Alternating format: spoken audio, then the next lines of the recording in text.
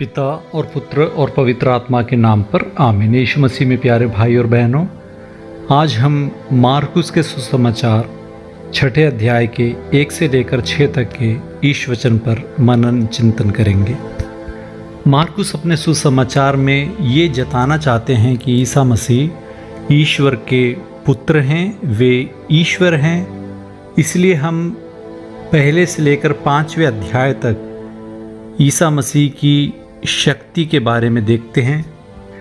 4थे अध्याय पे वह वायु को डांटते हैं और समुद्र को शांत करते हैं। इसका अर्थ यह है कि उनका प्रकृति के ऊपर अधिकार है। दूसरे अध्याय में देखते हैं कि अर्धांग रोगी को 4 लोग खटिया समेत लेके आते हैं और ईसा मसीह उन्हें पूरी तरह से चंगा करते हैं। तो इसका अर्थ है कि बीमारी के ऊपर उनका अधिकार है, उनके बोलने से ही बीमारी दूर हो जाती है। तीसरे अध्याय में हम देखते हैं कि अपदूत ग्रस्त व्यक्ति को वे ठीक करते हैं। इसका अर्थ है शैतान के ऊपर उनका अधिकार है, वो अपदूत को निकाल सकते हैं अपने ही शब्द के द्वारा। और 5वें अध्याय में ये देखते हैं कि सभागृह के अधिकारी की पुत्री बेटी जो मर गई थी उसे ईसा मसीह जिला देते हैं, तालिता कुमी कहते हुए उसे फिर से जिंदा कर देते हैं। तो ईसा मसीह का मृत्यु के ऊपर भी अधिकार है, शक्ति है। 3-4 प्रकृति के ऊपर, बीमारी के ऊपर, शैतान के ऊपर और मृत्यु के ऊपर प्रभु का अधिकार है। इससे ये मरकुस बताना चाहते हैं कि ईसा मसीह शक्तिमान ईश्वर हैं। और आज हम 6 अध्याय में 1 से लेकर 6 तक के ईश वचन में खास करके 6 वाक्य में ये देखते हैं कि ईसा मसीह अपने ही गांव नासरत पर पहुंचते हैं, जहाँ की बहुत ही कम तादाद के लोग रहते थे, लेकिन उनके ही गांव में उनका कोई आदर नहीं कर रहा था और वहाँ पर ईसा मसीह ज़्यादा चमत्कार नहीं कर पाए। 6 वाक्य में कारण देखते हैं कि उनके अविश्वास को देखकर ईसा मसीह को आश्चर्य हुआ। सर्वशक्तिमान ईश्वर भी मनुष्य के अविश्वास के कारण कुछ नहीं कर पा रहे हैं। प्रभु हमारे दिल के दरवाजे आना तो चाहते हैं, लेकिन दिल का जो दरवाज़ा है वह विश्वास से बना होता है, हमारे विश्वास से। हमारे दिल का दरवाजे का नाम है विश्वास, लेकिन वो विश्वास का जो दरवाज़ा है उसे बाहर से नहीं अंदर से ही खोला जा सकता है। अर्थात यदि हम विश्वास करेंगे तभी हमारे जीवन में प्रभु आकर बस सकेंगे। हमारा विश्वास बहुत ही ज़रूरी है। बपतिस्मा के अवसर पर विश्वास हमें दान के रूप में प्रभु देते हैं, लेकिन इस विश्वास में हमें धीरे धीरे आगे बढ़ना है। सबसे पहले प्रभु ने हमें दान तो दिया है, वह एक बीज के समान है, लेकिन उस बीज को यदि आगे बढ़ाना है तो सूरज का प्रकाश मिलना है, पानी मिलना है, अच्छी ज़मीन में होना है। तो हमारा सहयोग बहुत ही ज़रूरी है, हमारा विश्वास अनिवार्य है। जब हम विश्वास करेंगे तभी प्रभु हमें अनंत जीवन प्रदान कर सकते हैं, हमारे जीवन में अनुग्रह दे सकते हैं। हमारी मर्जी के बिना भी प्रभु हमारे जीवन में बहुत बड़े चमत्कार और बहुत बड़ी बातें कर सकते हैं, लेकिन वे ऐसा नहीं करेंगे क्योंकि वे हमारे मन का, हमारी आज़ादी का, हमारी मर्जी का सम्मान करते हैं। वे हमारी रक्षा करना चाहते हैं, लेकिन ये चाहते हैं कि हम खुद भी हमारी रक्षा चाहें। हम ये चाहें कि प्रभु हमारे जीवन में आए, प्रभु हमारी रक्षा करे। हमारी अनुमति बहुत ज़रूरी है। वो हमारी आज़ादी को अहमियत देते हैं, क्योंकि हम एक रोबोट नहीं हैं, हम एक मशीन नहीं हैं, हम इंसान हैं। हमें उन्होंने स्वतंत्र इच्छा दी है और उस इच्छा का सही इस्तेमाल हमें करना है और हमें प्रभु को चुनना है। विश्वास के दरवाजे को प्रभु के लिए खोलना है ताकि प्रभु हमारे दिल में और मन में आ बसें। हो सकता है कि हमारे विश्वास के जीवन में संदेह आए, डाउट्स आए, शंकाएं आए, वो तो स्वाभाविक है।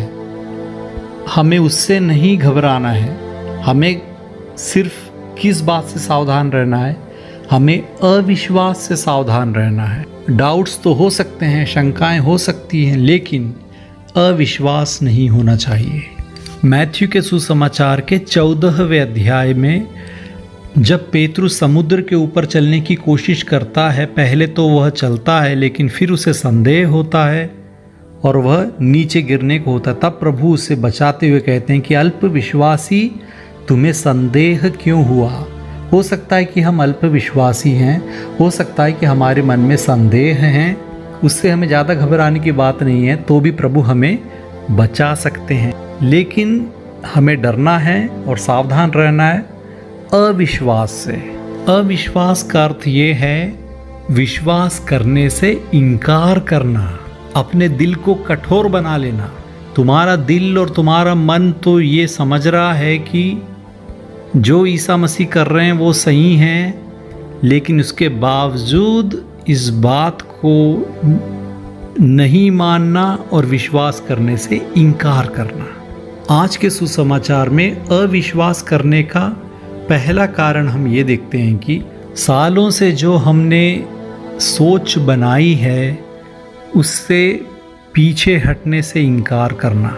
बहुत सालों से हम एक बात को सोच रहे हैं, समझ रहे हैं और मान रहे हैं, तब एक नई बात यदि सत्य हमारे सामने आए तो उसे स्वीकार करने से इनकार करना।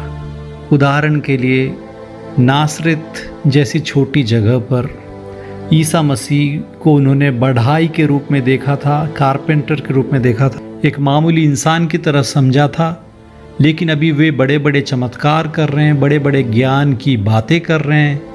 तो इतने साल से उन्होंने ईसा मसीह के बारे में एक मन में ख्याल रख दिया है कि एक सादा सा इंसान है, तो इसके ज्ञान को देखते हुए भी वो मानने को ही तैयार नहीं हो रहे थे।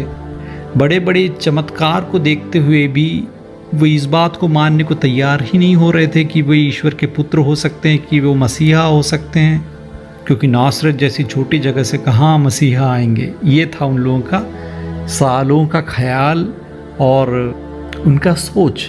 इससे पीछे हटने को वो मना करते हैं। ये उनके अविश्वास का पहला कारण है। अविश्वास का दूसरा कारण घमंड या ईर्ष्या भी हो सकता है। इसलिए ईसा मसीह चौथे वाक्य में कहते हैं कि अपने नगर, अपने कुटुंब और अपने घर में नबी का आदर नहीं होता। सत्य उनके सामने खड़ा हो, उसके बावजूद वो सत्य से अपनी नज़रें चुराते हैं और सत्य से परे हो जाते हैं, पीछे हट जाते हैं।